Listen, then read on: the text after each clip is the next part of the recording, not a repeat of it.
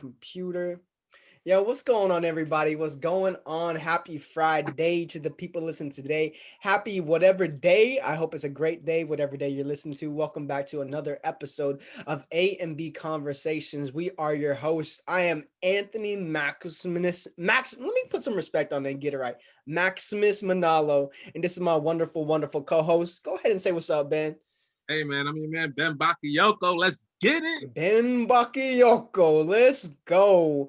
And we're here just to provide some disc breakdowns using the movies just as an illustration. We just want to make sure that we get you guys some tight work and elevate your guys' self-perception as well as emotional intelligence using something that's called the disc and using the movies as a place just to grow. So let's go ahead and get it started, Ben. All right, no doubt. So just like my man Anthony just said, man, we're using the movie right now. We're watching the Old Guard, and we're highlighting certain characters as it relates to the disc assessment. So now Freeman, we're speaking to the high as what we call the grounds crew, right? And there's certain characteristics that this character portrays throughout the movie as she grows, as she develops, right? But generally, to the S characteristic, I want to go ahead and share some details with you about what a high S is. This is just a simple review if this is your first time watching this, right? So one of the things we know about this high S character, which is now Freeman in this movie, she's eager to help and support other people.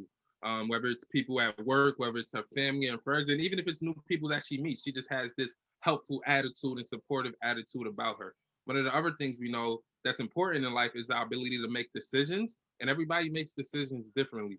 Now Freeman, the high S character, they're a little slower in their decision making process. Why? Because they consider the impact of their decisions on the people that they care about, right? So they don't just make off the cuff decisions. They're really intentional and deliberate about the things that they decide to do, and therefore it takes them a little longer time. Finally, one of the things that we know about this character, although everybody has unique strengths and stuff like that, sometimes under pressure we act differently than we naturally do act, whether it's because of stress or fatigue. And one of the things we know that Niles has a tendency to do, or the high S characteristic, is hey, under pressure, they have a tendency to become either too willing to help people, right? Because they want to show their love and support and just have people know that they're there for them, or they just give in to the decisions of other people. They may, I like to say it this way, they may allow people to bully them. In certain situations where they want to say no, they say yes because they're so helpful and supportive to a fault at this point. So that's what I got to say about the overview for now Freeman, our high S character. And we're going to jump into the scene that we want to discuss today, right? And you can take it away. Oh, absolutely. First off, you sounded like an absolute scientist author over here, bro. That was some good breakdown, bro.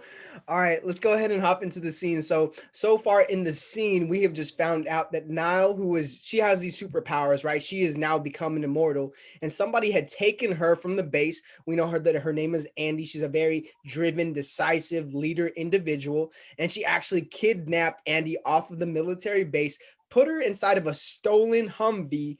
Now you see now sitting in the back. She's like she's not tied up. Man, Andy just eating baklava in the front seat. She chilling right now. Wakes up. She busts out and she starts running.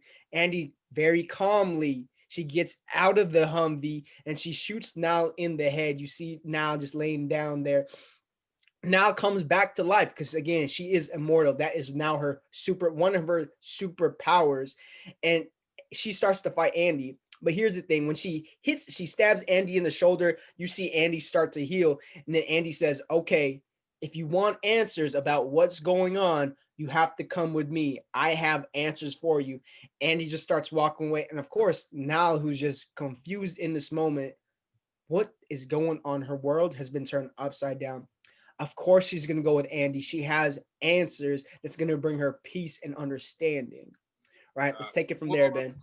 Hey, because we value peace and understanding. Let's go, man. Absolutely. So just a few things that I want to add to what Ant shared about this scene and about this movie. So if you've been watching the series or if you've actually watched the movie, we know Andy, she's our high D character. She's the leader.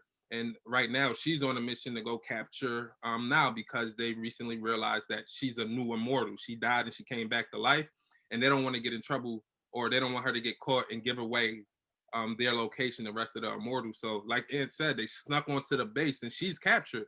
Nile doesn't know anything about this. Like she was just living her life. She died and came back to life, and she's just really confused. Her best friend's just um I want to say betrayed, but they're not treating her the same, man. They're not her best friends anymore for no fault of her own, and she didn't even have an opportunity to explain what's going on, right? And then her manager, boss, or commander is just like, "Yo, we thought you were dead. You're back alive. I'm happy for you, but we shipping you off to another base." And she's like, "What? I'm okay. Why are you shipping me off?" And she had no say so in this. And immediately after that, she gets kidnapped. Right? Crazy, right? So she gets kidnapped, and one of the conversations that I had with Ant is like, I don't know about you guys, right? But I know for me personally, right? If you get kidnapped and you wake up in the back of a moving Jeep in the middle of nowhere and somebody's driving the car, what are you gonna do? Right? So now in the situation, she's just like, yo, I'm not about to attack the driver. I'm not about to take her will and route. I'm gonna escape. That was her way. And I saw that as to be passive, because if you are listening to this and you would have did the other thing, that would have been a little bit aggressive, right? So this is one of the things where I'm just like, yo, I don't know if this is a dish thing, but hey, she took the passive approach to get out of that difficult situation. And that's probably an approach that I would have took, right? That's good. That's Yeah. good. That's Mm-hmm. good. Right. Yeah. And since I know we're talking about a movie, but again, we're tailored. We want to make sure that we speak to you guys. We're here to empower you guys. We love talking about this stuff. We want to speak a language that you guys understand. So most likely you guys have never been immortal. You guys have probably never been kidnapped and thrown in back of a stolen Humvee, started to run away, at which point somebody just like straight up like shot you in the head and you came back to life. Like that's not that practical. But something that probably is practical is your world has been turned upside down, right? And it's different for different people. Maybe you didn't get the job, you had this giant expectation of your dream life, and then something switched, right? Maybe it was the loss of a family member, it was unexpected loss of a family member. Maybe it was something where man, you were competing, you wanted to compete in the Olympics, at which point you broke a leg, you just weren't able to compete anymore. It's as if your world was turned upside down, right? And that's something, what would you do in that situation? Everything that you knew, the friends that you had, the people that had your back, right? That's the life that you had, because she was military. That's what she knew. That was her trait. That's no longer a thing. They now look at her as a lab rat. Let's go do tests on her, right? Mm-hmm. And the only person that you can turn to is a person that kidnapped her. Like that is your world turned upside down completely. I love it. And just to jump off that, she ain't even turning into that person. She's out. But then she gets shot in the head, and then she turns to the person like, now you're the only person who can help me. And that just takes us to the next slide where we could just really break that down a bit more. And I love the example you said, like made it real practical before we even go into the calm and passive. Just that idea, whether when you're in a challenging situation, um, are you more aggressive towards solving a problem, or are you more passive towards solving a problem? So one of the things that came to my mind just as we were speaking was, hey, you applied for a job, you just graduated from college and you didn't get the job, right? And you felt as though you were highly qualified for the job, right? There are two types of people. One person will reach out to the person that hired them, or to the hiring manager and be like, yo, why didn't I get the job? Right? They want to get actively involved in that situation to find out, was it really me, or did I not qualify, or did I say something wrong? How can I be better for the next interview, or an interview at another job? I just want that personal growth. And you have the passive person approach that I generally used to take. If I ain't get applied for a job, one, I ain't applying for the job again. And I'm probably not going to apply to like 5 or 10 or 50 more other jobs, right? Because my self-esteem is shot. And I'm not even going to ask if it was me, you know? Like it probably had nothing to do with me. I was just a phenomenal thing, but I wasn't a good fit. But I took that rejection so personally that I didn't even have the balls to go find out. That's good. That's good. Right. And then another piece too is, man, when the self-esteem starts to disappear, like it's not even applying anymore. A person can develop a mindset. If I'm meant to have a job, the job will just happen. Right. Or it's like, oh, if God wants me to have a job, God will just put the job in my lap, like literally right in front of me. He will give me the suit. He will give me the vehicle to get to work. He will give me Zoom, right? Because everyone's virtual now. He will send me a laptop so that everything has to align. At which point, then I will know, right? That's a passive approach. And yes, I'm about it. Like there is things in the universe working for you, but for everything to align like that, I don't know about you, Ben. But for me, I feel like I need to hustle. I need to have a little bit of movement, right? Not everything has just fallen into my lap. It never has just fallen into my lap in this perfect row, right? There's a little bit of movement that needs to take place. No doubt. Yeah, yeah, man. They say when you pray, move your feet, bro. I know um, that's right. But yeah, but when we think about the DISC assessment, and again, this character of now and breaking down her characteristics, is just like one of the things that we know that's a strength of hers that she does very well is she's very calm under pressure. I call it grace under fire. That's our high S, right? So generally in situations where, like we talked about last week, where people would lose their cool, they're able to retain their calm and take an objective approach to listen to what's going on and make the best of the decision, not just for themselves, but for everybody involved. And today, one of the characteristics we want to highlight about that calm aspect of her is just like, yo, a high S or high grounds crew individual, they're really tolerant, accepting, and less critical of other people, and they generally assume good intent. So what does that mean? That means, yo, as you related to this scene, Andy just kidnapped Now. Now's world was just turned upside down. She's completely lost, right? So yeah, she knows this person kidnaps me, but she's gonna try to run away. And then she runs, and then she gets shot in the head, right? And after she gets shot in the head, of course, she stabs the other person, but still, she's just really confused in life and doesn't know where to go. And at which point she's asking for answers, and Andy's really not giving her answers. She didn't explain anything. All Andy says is, hey, I know you're immortal, and I know you need answers and you're confused. Come with me, and I'll explain everything to you. And Now says yes. So I'm not sure anybody listening to this, if you would have said yes in a situation like that, where you were with a complete stranger, your world has just been turned upside down, and all they tell you after shooting you or after doing something that you don't approve of, right? Is come with me, I'll explain everything later, and you actually go with that person. Personally, I'm a little bit more skeptical, right? You're gonna have to answer some more, like there's a character, there's a personality type will be like, yo, you have to answer questions right now, or I'm gonna fight you for answers right now. There's another one where it's just like, yo, we're gonna talk through this right now. And there's another type of person that's gonna be like, yo, everything you just said don't even make sense. I'm not gonna follow you until this makes sense. But Now it's like, nah, you know what? You shot me. I'm in a bad situation right now. I'm gonna assume good intent. I'm gonna give you a chance to explain yourself, and then I'll make a decision about what to do. Does that make sense, Ant? Oh, that makes perfect sense. That makes perfect sense. I love how you broke that down too. And I want to introduce a topic or a phrase that we've said multiple times, but man, again, we need to have these repetitions put into place, right? Because this is something that's very important, and not just for the grounds crew S's or more of the calm individuals, the Michelle Obamas and the Mother Teresa's, right? But every single person, right? This applies all across the board. A limitation or a weakness is just a strength taken too far. So just to give a very practical example for myself, I speak like I love speaking. I hit the room with high energy. But man, if a person is trying to meditate and they're trying to have this solemn moment, I can't go up to them with my strength. At which point be like, hey, what's going on, man? Today's a phenomenal day out there, isn't it? You see the sun shining, it's beautiful. No, like that's a moment of silence, right? And my superpower can become my limitation, become my weakness. In the same respect, just like Ben is saying, a person, Nile's superpower, a ground crew superpower, your superpower, if you are a grounds crew, you are very calm, right? You maintain the peace, you have peace within, and that's great and that's powerful until it becomes a weakness. When you have this sense of calm where it can turn into being passive, Mm, right? I And love. Ben, do you want to pick it up from there?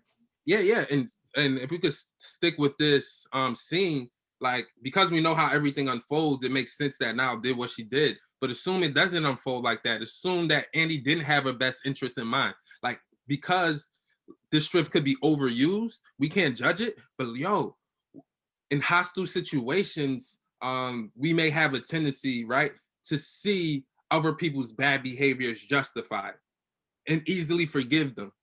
Don't ask them to be accountable or responsible for whatever they did to us, because we can understand why they did what they did, right? So in this situation, she just got shot in the head. She just got kidnapped. And the person is just like, yo, come with me and I explain That's everything. good. That's good. And it's Right. like And everything else is forgiven.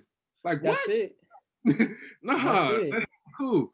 Yeah. Right. And So go I ahead. think something big off of what you're saying is like the assuming a good intent, right? In this practical example, it's not even practical, but in this movie example, Andy does have good intentions, and we know that because of who she is, because we have a overview of who she is.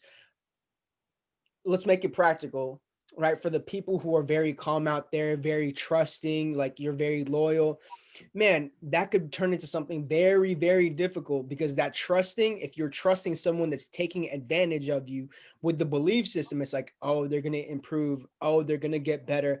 They actually do care. They just don't know how to show it in this moment. Like that's like we trying to look out for you, right? If you're in a situation or relationship where it's just like they're just taking and taking and taking and taking, that's a tough place to be. And this is now is hopefully this provides a little bit of insight why you respect the peace, you have this strong sense of loyalty about you, and you're loyal to the person. And sometimes that can blind us, that can turn into this passive state. I'm loyal to this person, so man, I'm going to stick with this person because I know they're taking advantage of me right now, but man, I think they're going to change, right? I believe they're going to get better. Hey, you know when it gets really bad, Ant? When you're constantly giving and the other person is constantly taking, and they don't even appreciate how much you're willing to do for them. And that's one of the And they're most not even difficult aware of situations. how inconvenienced you are by doing I always use the example where because generally a high S, and this may apply to other people, but really for a high S or high ground school person, where it's just like, yo, call me in the middle of the night, I got you. Call me at the last minute, I got you. It's just like it doesn't make sense for me to give you my last dollar, but I got you. Um, the person who you got on repeated occasions don't know, that may not know, or may not even be aware of how uncomfortable or how difficult it is for you to make those adjustments for them. They aren't aware of the sacrifices you're making because you're making it so consistently. So one, they don't appreciate you, and two, you haven't made them aware. So the fault could be placed on both sides, and that's where the boundary between calm and passive lies. That's big. And just going off of that, odds are if they're doing that to you, this probably is not the first time that they're doing this, right? So instead of being in a relationship, a person in a relationship with another person, now it's a person, and the very calm individual turns into a resource, right? And with the resource, you don't really have emotions towards it. It's just like, okay, that's my resource. Let me use it and use it and use it. Oh, it's gone. Let me go get another resource. Let me go ahead to another spot. And man, that's so challenging because as the people who are constantly giving and giving and giving, you're going to end up empty. You're going to end up drained. You're going to end up feeling taken advantage of. You're going to end up feeling resentment. You're going to end up feeling used. You're going to end up feeling unworthy, and that's not a healthy place. By no means is that a healthy place. Bro, I got a balanced perspective towards life. So because I'm a high S, I could take responsibility for the fact that I've been being used because I allow myself to be used. And then I got the other perspective where there may, mind you, there are people who do intentionally use you, but there are other people who don't know that they're using you, right? Because they aren't aware. They think it's easy for you to do what you've been doing because you haven't vocalized the fact that it's hard. But what I wanted to say that really shifted for me, I remember listening to ET at one point, right? And he was just talking about how he gives. And then at some point he came to the point where he realized he's just like, yo, certain people are just leeches. Like they just take. And then when I die, they're gonna go leech to somebody else. And they ain't even gonna worry about my kids. So I actually experienced that myself because my father was a high S, and bruh, he gave to the nth degree, Hmm. right? And then I remember when he passed away, bruh, I don't even know how to explain this, but it was just certain people that I saw that he gave to. They just weren't there for me and my family, and they weren't even there for him, man. I was just like, yo, he did so much for you. Hmm. Like you ain't even here for him when he's gone. You Ooh. ain't even here for his family. Like Ouch. I'm like, I can't be like Ouch, man. I'm like, I can't be like that. Like, yo, like you ain't show him no love. And you just gonna go find you just gonna find somebody else to go attach to.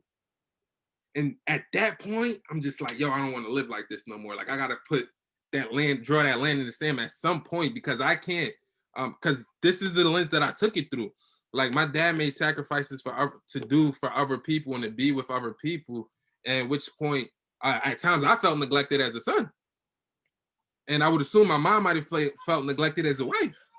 And he was just doing so much because he cared about people. And it's not to say that he didn't do right by us. He did a lot by us. But a lot of the things that he did for other people took away from what he could do for us. That's big, Ben. And a lot of things he did for other people added stress to his life that didn't need to be there. But he just put himself in that position. Let me ask you this too, right? Because you bring up a big topic, right? Because as he was saying yes to other people, he was giving away everything he had, all the resources he had to other people. In a way, he was saying no to his family, and he was saying no to himself, right? And that's a concept that we've talked about, that we've brought up again and again in a private conversation. But can you just break that down for us, like what it means from the grounds crew perspective? Like as a giver, you're just constantly giving and giving and giving, what that's going to do to you in terms of what you have available. So I'll take a more personal approach, and I've told you a story about like the relationship with me and my mom. So just to keep it this perspective, like I'm a high S grounds crew, my mom's a high D, right? And basically what that means is she's a little bit more driven, she's a little bit more aggressive, and she's a little bit more straight to the point. And at times she doesn't really consider other people's feelings when it's about getting results or accomplishing something. And it's not that she doesn't care about our feelings. Her main priority is the task at hand. So therefore she may omit to consider your feelings until after the fact, right? So when you think about the relationship that I had with my mom after my father died, and I'll break it down into this calm and passive, right? So for a good period of time after my father died, I understood, like, Mom, I'm your only son, right? We're here in America together. You just lost your husband. You don't really speak the language as well as you would like to speak. And you didn't go to school in this country as well. So you don't read and write the language as much as you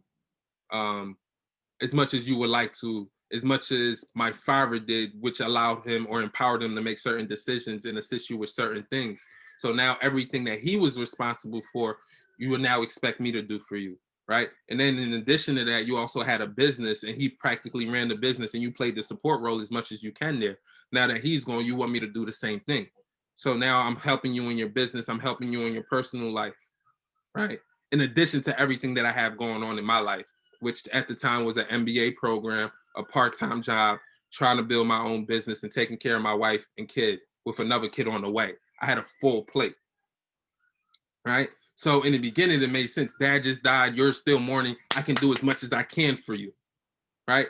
But at some point, it's just like, yo, at some point, you're gonna have to learn to do what you can for yourself. Because what I started to notice, there were certain things you were requesting of me that you could do on your own, but you weren't willing to do on your own because it was easier for me to just do it for you. And I noticed this for a very long time, but I just continued to do it because I wanted to be the good son, right? And finally, it got to a point where now, at least this is how I felt underappreciated. Because now you're asking me to do so many things, and there's certain things that are falling between the cracks, and I'm not able to execute at a high level. Now you're snapping on me. Now you're not thanking me for the good things that I'm doing. You're paying attention to the one mistake that I made. And now we're arguing about that one mistake. But I'm like, yo, I got everything else done. And for real, bro, I didn't tell you this the other day. I remember there was one time where I was just she wanted me to do something. Say she wanted me to work the store while for a whole day while she went to do something else. And I was just like, Mom, I'm not sure if I can do it. I got a whole lot of other stuff going on, but I'll see if I can do it. And then I didn't come through for her. And she just held me to the fire. She was just like, yo, you gave me your word. You said you was going to do this and you didn't do it, blah, blah, blah, blah, blah. And I was just like, but I told you, I don't know if I can, but I'll try. Oh, bro. It's like, no, yes, you gotta come through. And from that day, I'm like, yo, I'm not going to give you that false hope anymore. Because literally, I knew I was bending backwards, even trying to do that, and it was going to be too much on my plate. And I just couldn't find the words to say no. and you kind of like pressured me into saying yes, and I said yes, and then it backfired on me. But I've been talking a whole lot. If you got any questions, like there's more that I can say about that, and then Man, breaking it down into this. I wanna highlight something that Ben's got popping on and popping right now, right? Because we've talked about how that high grounds crew is gonna they have strong emotions. It's a little bit more challenging for them to speak about it, right? Because it's too raw. Like they don't want to share it. To me, in my perspective, it's like it's challenging, right? They don't want to be rejected. Their true self doesn't want to be rejected when they put their true self out there, right? So you guys can see what maturity looks like in respect to grounds crew. Now he's able to talk about it, right? He's been through the process. He's able to show it in this public space. Because again, it's not just Ben and myself. Like he putting this out to the world, like to whoever may be watching. So I just want to highlight that. And the second, and shout out to you, Ben, for just processing through that because that's something super deep.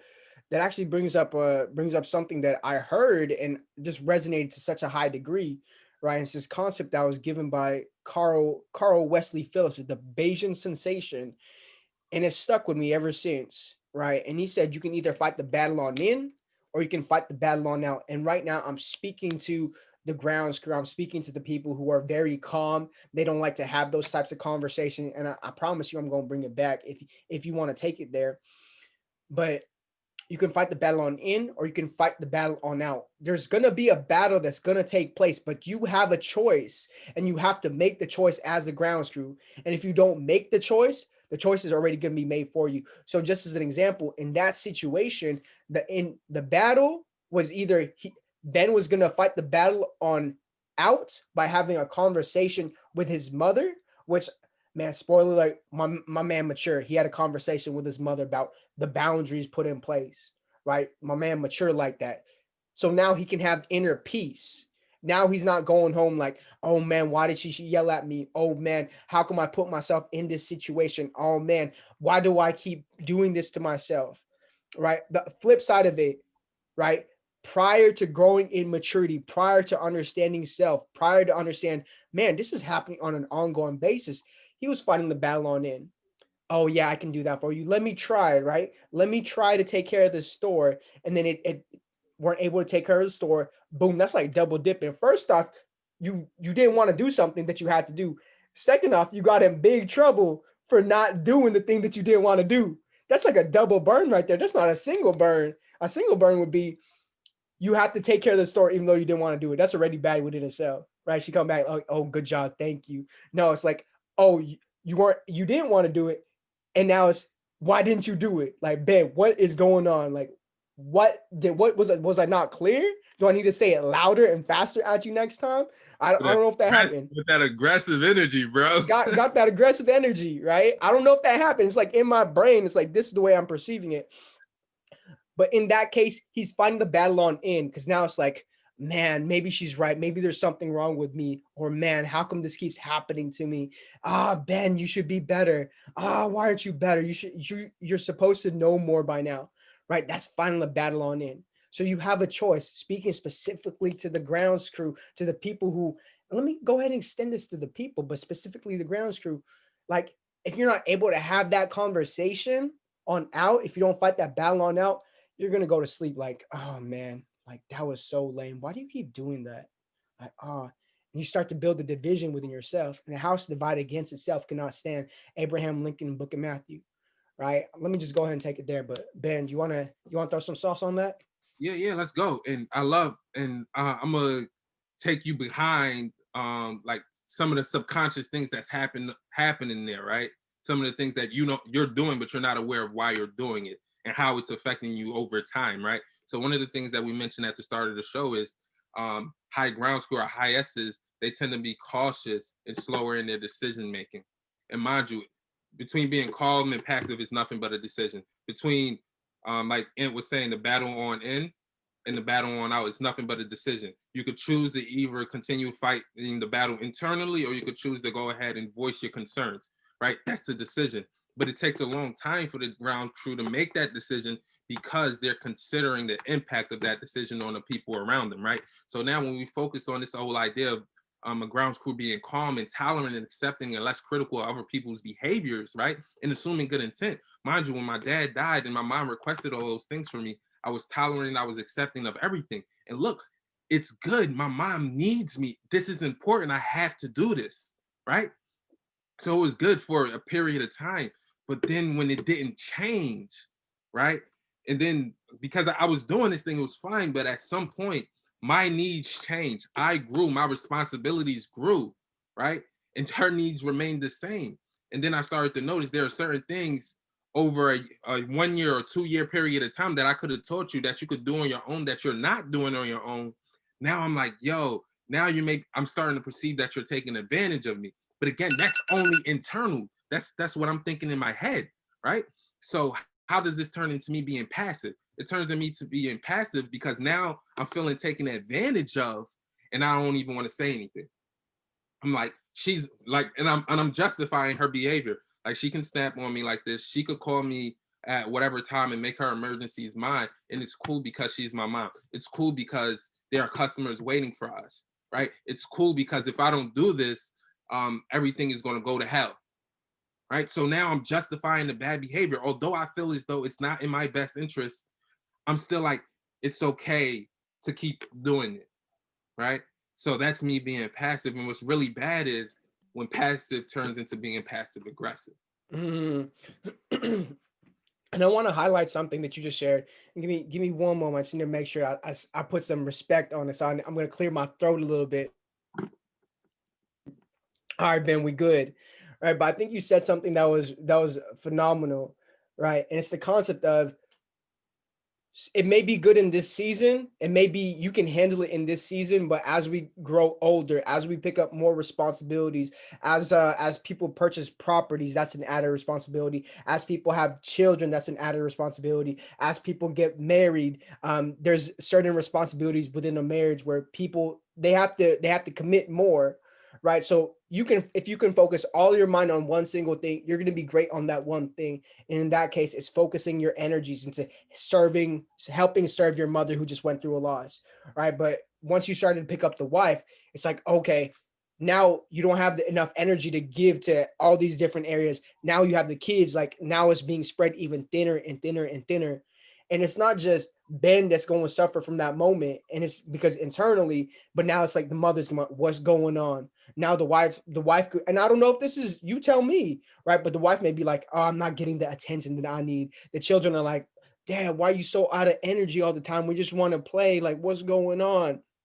Because man, we can't step into the new season the same way that we operate in this season, right? We need an upgrade to our operational procedures, our mentalities, our actions. We need upgrades to be able to steward and step into the next season.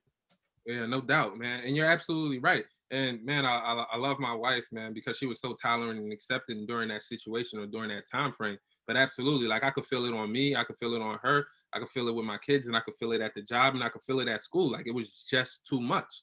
And one of the things that I haven't shared with you already is how I break down on people's requests of me, right? So the whole time, once I got this tool, and then it's just like when people make the request to you, it could be an emergency, like, yo, this is life or death. This is like, yo, I really need your help, and it needs to be immediate, right? And then the second one is this is important, right? Like it needs to happen, but I can get it done later, right? And then it's somewhat important, right? This something that's somewhat important is, hey, it's it's not life and death, it's not that important, and it doesn't matter. And I can actually get somebody else to do it. And then there's things that's not even important at all, which you can actually do yourself, but you're asking me to do it, right? So, and then you have those things in internally is just for yourself. You got your own emergencies. You got your own important business to take care of. You got your own things that you want to do for fun, right? And you got your own leisurely activities. So here I am sacrificing my emergencies or my important tasks for your leisurely activities. My. For your My, Ben. But to you, they may be super important. But to me, it's just like, nah. But I can't voice that. You know what's tough? It may not even be super important. It may just be urgent. That's right. It's just something urgent. And sometimes it's only urgent because you neglected to do what you were supposed to do. So if I understand you correctly, another person didn't do what they were supposed to do, and now they need a bailout. And since they need a bailout, they're gonna turn to you. And because of the calm to passive boy, right? Because of the calm to passive boy, okay, I've been working for 5 hours straight. I needed to hit this deadline, but hey, let me go help you. You seem like you need help. Like, let me be supportive. Let me be helpful towards you. Mhm. I'm gonna give up whatever I was doing that was super important to go help you Mm. do something that you should have taken care of. Right. So, but if I do that for too long, this is when that it transitions from being just passive to passive aggressive, where it's just like now you start to see it in the ground school. Where it's just like now I'm avoiding you. Now I'm making smart remarks. Now I'm not calm. I'm not patient. I'm not telling you. We're actually arguing now. Mm. And all the time you have no clue what's really going on because I only argue to you about the one task, but I'm not telling you about everything that I felt as though I've experienced. You're not even That's good. aware of what's going through my mind, and it's my fault because I haven't explained it. Yeah. Let's go. And I want to highlight that right there, right to the ground screen.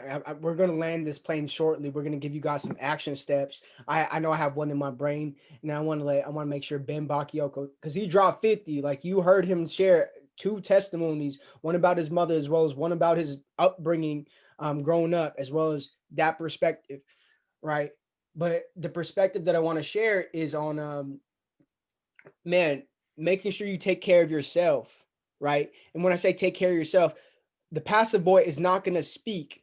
The passive boy is going to say internally, why do they not know what I need? How come they're not taking care of me, right? But the calm mature boy, they'll be able to say like, this is going on inside me. Let me express it. Let me fight the battle on out by expressing it. Like, man, I wish people were mind readers and respected the things that I needed. I wish people knew it's like, yo, it bothers me when there's a mess around the house, and yo, it bothers me when there's dirty dishes in the sink, and I can feel myself like I just need some help. I feel like I'm putting the team on my back.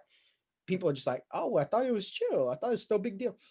Let me go ahead and step up and say something, right? If I do not say something, man, how can I hold them to a standard that I didn't even express to them, right? Exactly. I love it. Bro, and yeah, we could wrap it up on that. Like, yo, the whole concept, and everybody do it. It's the human thing. It's like a blind spot, literally.